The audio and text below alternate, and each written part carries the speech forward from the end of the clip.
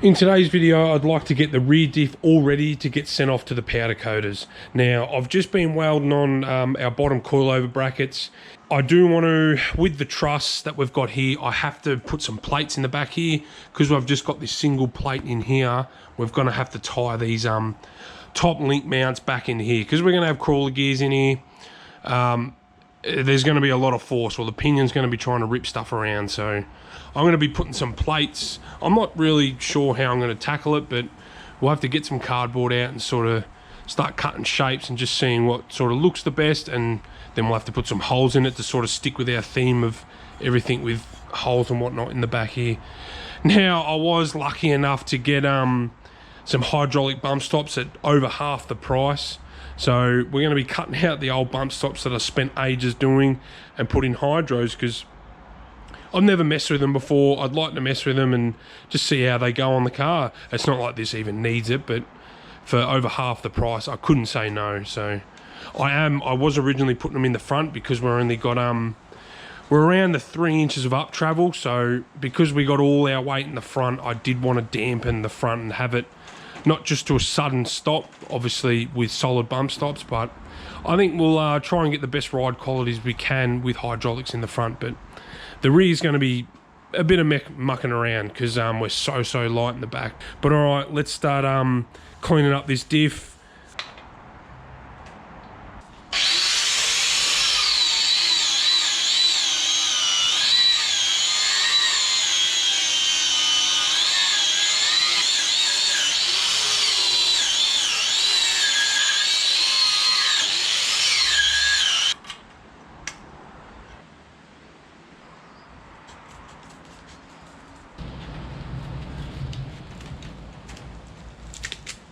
So I'm thinking along the lines of this sort of design.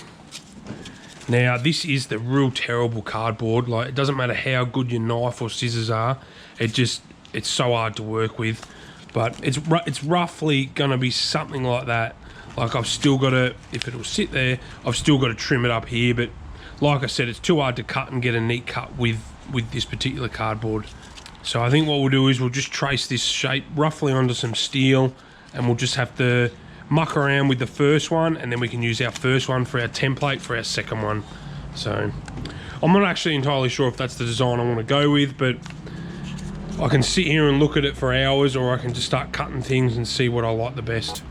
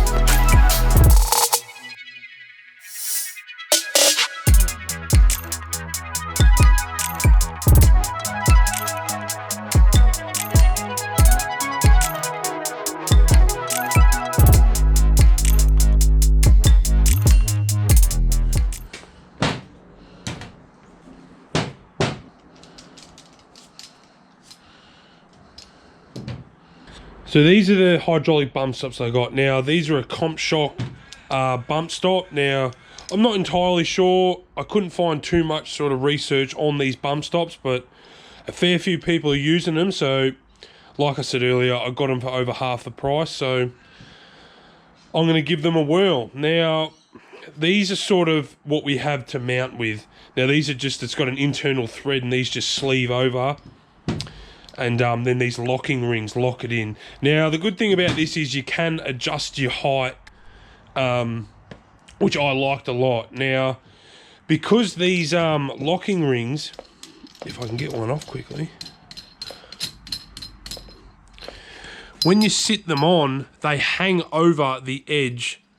Like, there's a better sort of look at it. So you can't just physically mount this, weld it in the corner and put a weld down each side. We're gonna have to have it off the chassis a little bit so we have clearance for this locking ring. Now I'm not sure, I just went and picked up a 65mm hole saw, and I'm just gonna have to mess around with brackets. Like this is just a bit of an offcut of something. Oh, it's actually the same diameter. It's all right, could even use it if I wanted. But I'm thinking maybe something like that. I could just cut it back there and weld that on, but it doesn't leave much meat there to stop it, because there's going to be a lot of load trying to rip this off. I'm not sure. Or what I was thinking is sort of hole sawing it out like that, so I can weld right round it and just the front's poking out. That's a bit of 50 by 50, and doing something like that. But I'm not quite sure. I've just got to see. Like I said, I'm going to have a muck around with brackets and see what works the best. I would have liked it so you just push it in like that and just keep it real simple and put a weld down each side, pretty much like I've done that one. But I think we're going to have to make something up to actually physically support this, especially because it's our bump stop. But I don't want it to hang. The further it comes off the chassis rail, the more leverage it's going to have on it to try and tear it off.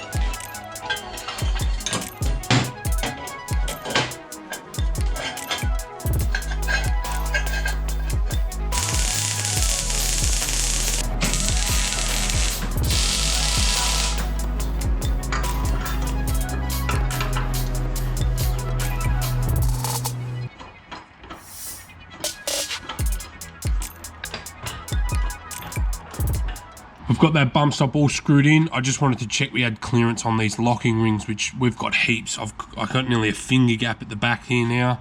Our bump stop is almost centralized to the axle now, so quite happy about that. Where before it was off to the back side, just because I wanted it tie into the coil tower here, but pretty happy with how that come out. We've got plenty of room of adjustment. I will centralize the actual bump stop and just make these bump pads a little bit longer, just so I've got more room of adjustability. So if I ever want more up travel, I can just adjust them up, or vice versa. So bigger wheels, we can adjust them down so they don't ruin our tires on the outer guard or inner guard, or either. So now that I'm happy with how that sit, we can sort of burn this all in and finish off the other side.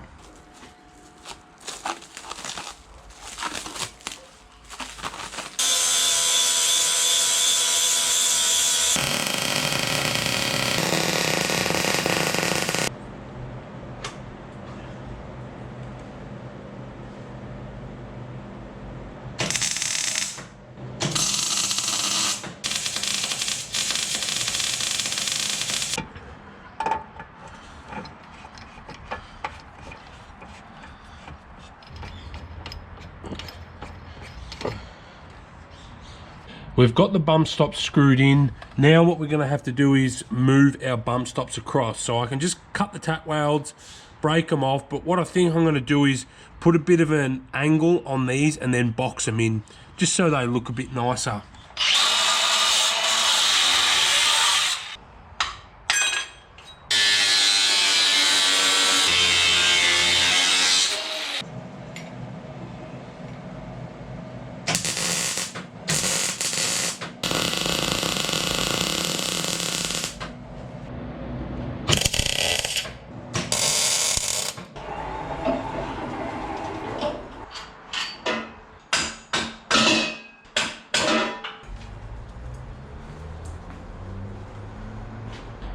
So there's a bit better look at how we finished off the bump stops. I think they just look a bit better with them all boxed in like that.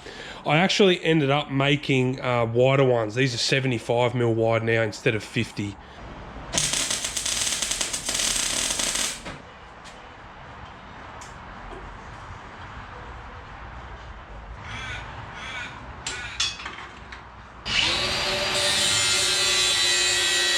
We got our brake lines all on. We used the 80 series factory rubber hose here, and then I just undrilled the spot welds that were on the backing plate that held the fitting there.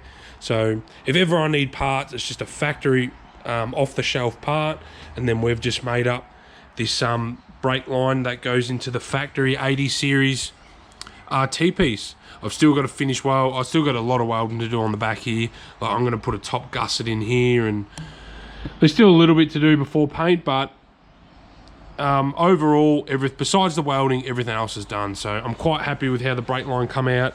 There's plenty of room for our bump stop to strike on the pad there. Even at one side at full droop, it's still going to hit the edge here.